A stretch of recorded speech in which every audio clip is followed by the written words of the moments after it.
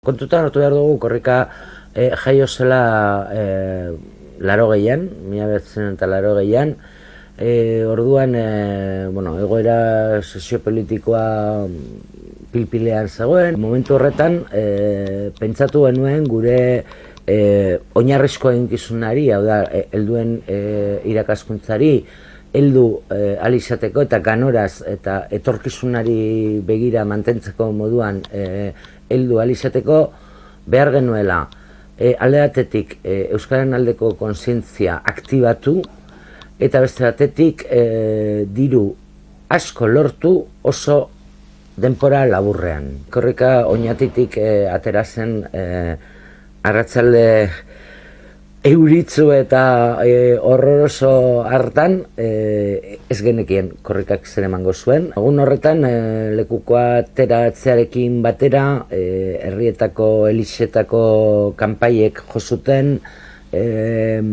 kostaldean itsasontzi guztiek sirenak ipini zituzten. En fin, halako harrera handi orokor bat egon zen eta orduan pentsatu genuen honek aurrera egingo du denporan. Aeka bera bezala, gure asmoa zen lehen hiltzea ekimen hori, ez?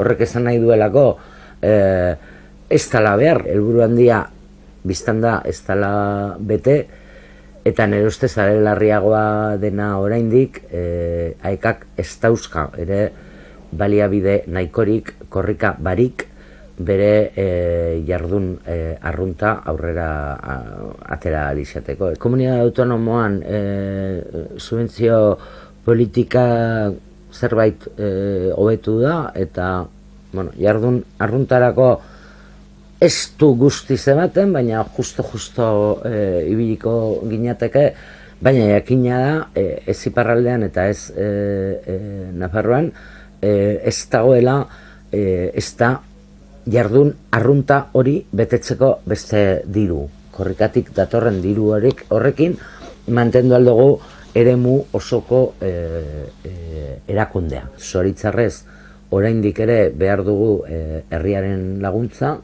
diru laguntza, hori dana mantendu ahal izateko. Demostratzen badugu berriro ere dudabarik demostratuko dugun modura, hemen 600.000 pertsonatik gora gaudela euskara aurrera egin dezan, batzuk maitatu, beste batzuk ikasi eta beste batzuk aritzen garelako, azken batean euskalakariak izan nahi dugulako, instituzioek, enpresa pribatuek eta norbanakoek ere beste modu batez hartuko dute eta pentsatu beharko dute. Nire ustez aurrera egin da dudabarik, baina espero baino astiroago eta ahulago egin du aurrera. Ez diogu helduen euskalduntza alfabetatzeari behar besteko arreta jarri, ezin daiteke planteatu hizkuntza bat salbatuko denik eta aurrera egingo duenik tarteko belaunaldirik ez badago. Euskara eskolako hizkuntza, etxeko hizkuntza eta ez dakit gune importanteetatik aparte dagoen hizkuntza bihurtzen dugu.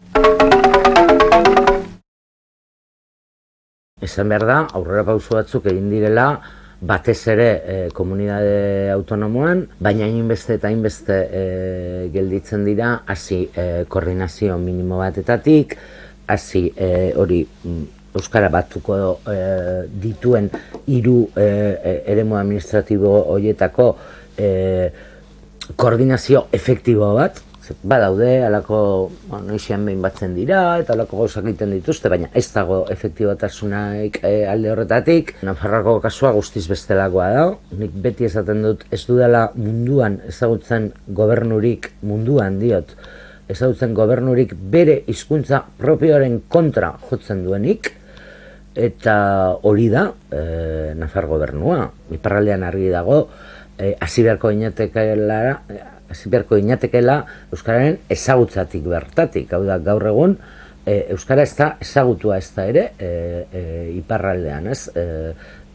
Frantzian dagoen hizkuntz ofizial bakarra frantsesa da, euren txobinismo horri jarraituta segurazki, baina, bueno, 21. mendearen hasieran, uste dut edo sini eskatu dakiokela munduan bizigarenaren ikuspegi auki dezan, ez?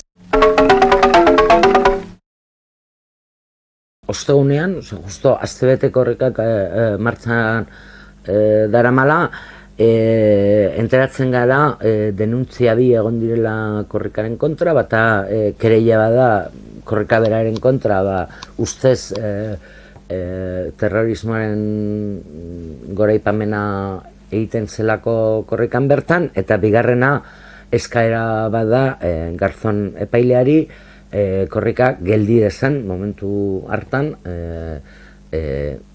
horregatik beragatik. Garzonek oso ondo ezagutzen gaitu, lehen ere saiatu delako aeka deusestatzen etarekin harremana zeukalakoan, eta bere zoramen horretan heldu zan geure etxean bere funtzionario bat sartzeraino, eta funtzionario hori gurekin bizi izan zen hemen urtebete luzean hori dana investigatzen. Orain Garzonen ordezkoa den Pablo Ruzek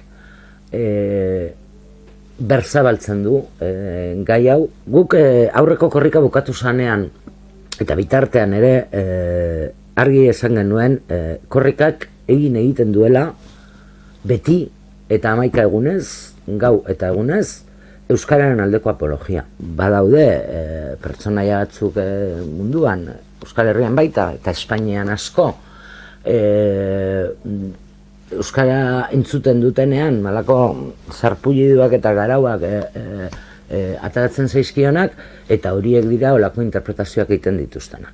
Problema da gero estatuko aparatuek horri men egiten diotenean, eta euren urtetako politika honi segida emanez, berriro ere naztatu nahi dutenean euskararen aldeko defentsa terrorismo gaiekin edo antzeko postulauekin. Patxi Lopezek berak esan berri dituenak badira horien erakusgarri, oso iraingarri izatetik aparte. Ez dago dudarik emakumeak euskararen alorrean egin duen lana urte eta urteetan zehar ikaragarria izan danik, ez? Hasi, etxean bertan transmisioa ziurtatu dutenak beraiek izen direla, eta segi ikastolen mugimenduaren hasieran andereinoak baino ez ziren existitzen. Helduen euskalduntza alfabetatzean ere gehiengo absolutua dira emakumeak,